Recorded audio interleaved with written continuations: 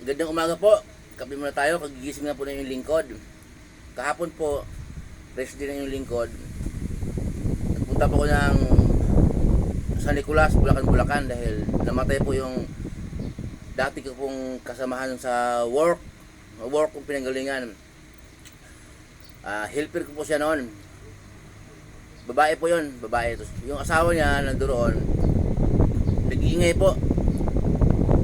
Nung dumating ako, nakatingin siya sa akin, ini-entertain niya ako, upo ka, chef, gano'n. Tapos marami siyang sinasabi. Alam niya po na nag-preach ako, nag-share ng salita ng Diyos. Kaya nakatingin siya sa akin, sabi niya, wala siyang ginawa daw, kundi manalangin tuwing umaga na sana walang magkakasakit sa member ng pamilya nila. Pero bakit nangyari yun, namatay ang asawa niya.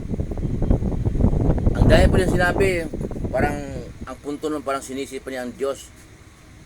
Gusto na niyang magbalik loob sa Diyos, gusto na niyang umaati ng Bible study.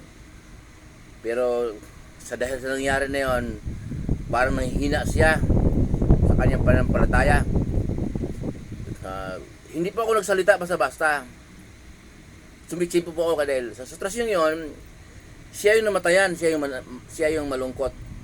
Kahit sino ka pa, pari ka pa, pastor ka, ministro ka, hindi ka pwede magsalita na parang mataas ka sa kanya.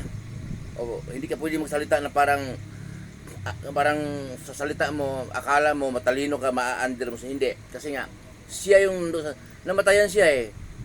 Yung nakaburol yung asawa niya eh. Kaya kailangan patansyahin mo siya. Sa dami niyang sinabi, nandoon yung mga bayaw niya, bigla po akong sumagot ng mahinaom. Sabi ko, ang kamatayan, hindi yan natin kasi nahuhulaan kung kailan darating. Natsimpo lang na hindi talaga inaakala, natsimpo lang na gano'ng edad niya, 45 pa lang, siya lang nangyari sa kanya yung kamatayan na yan. Yun ikaloob ng Diyos. Sabi ko, patuloy siya nagsasalita na humina sa kanya siya sa pananampalataya. Pagkatapos po noon, nung medyo mahinaw na siya, muli kong sinabi sa kanya ng mahina na lahat ng tao mamamatay. Kaya habang nabubuhay tayo, kailangan matagpuan tayo na mananampalataya. Sasampalataya tayo sa ating Panginoong Jesus. Yan ang gusto na kasi ng Diyos Ama na makapangyarihan sa lahat. Ang sundin, ang turo ng ating Panginoong Jesus. Ang dugo ng ating Panginoong Jesus, yun ang maghuhugas sa ating mga kasalanan. Ang dugo ng ating Panginoong Jesus, yun ang maglinis sa ating mga rumihan. Hindi natin kayang linisin ang ating sarili kung tayo lang. Darating din ang panahon na makamove on ka. Sa ngayon, hindi pa. Isang araw pa lang ng kamatayan ng asawa mo. Pag nakamove on ka na, yung namatay na yan na asawa mo, maging alaala na lang, maging kwento na lang sa mundo ito. Lahat tayo mamamatay. Okay? Hindi alam kung kailan.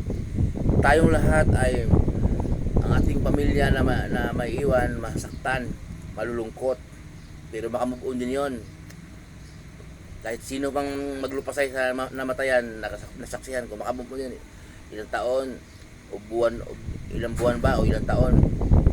Pag nakamove on siya, madalang lang niyang maalala yon kahit gaano niya kamahal.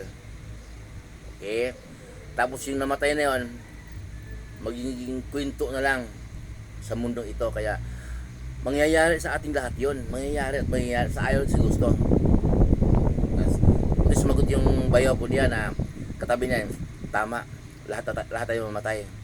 Nataon lang na nauna siya. Kaya yun, kaya ikaw nasaktan. Pero kung ikaw ang nauna, siya naman ngayon ang iiyak. Siya ngayon naman malulungkot, masaktan. Kaya tama ang sasabi ni Chef Roy na bago mangyari sa atin yon, matagpuan na mananampalataya. Pilit pa niya sinabi pa rin na wala siyang ginawa kundi manalangin tuwing umaga. Sabi ko, gaya ng sinasabi ko, lahat ng tao mamatay.